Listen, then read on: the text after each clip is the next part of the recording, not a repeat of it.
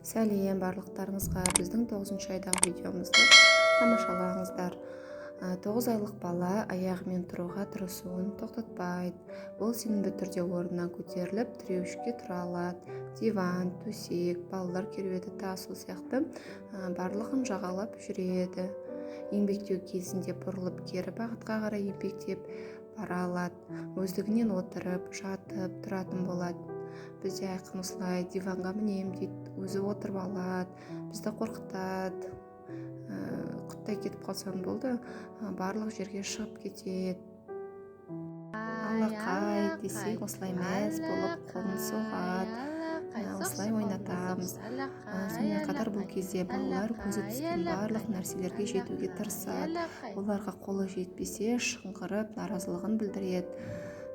Осылай лесницаға шығып кетеді. Бізде шықпа, болмайды десең, уже мінезін белсенді түрде көрсете бастайды. Бұрын еш қарсылықсыз қабылдаған нәрселерді жасатпайды. Тіпті киіну кезінде өз мінезін көрсетіп, жылайды, жуындырмайды. Сондай-ақ бала бұл кезде анасын жоғалтып алудан қорқады және оны көз алдынан жібермей отырады. Дамудың 9 айында жаңа дағдылар пайда болады. Сәби кітаптардың бетін ашып, парақтарда мыжып жыртуы мүмкін.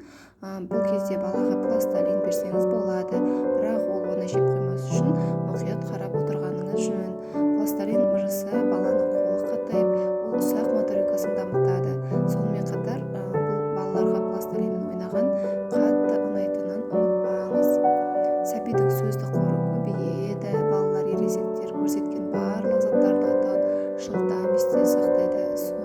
Сонымен қатар бер, әкел, қой, тамақ, жеп болмайды деген тағы басқа сөздердің мағынасын біледі. Тамақтануымызды айтсақ, емшек сүтін әлі де емеді, көбіне түнде ғой еметін, қазір күндіз көп ембейді.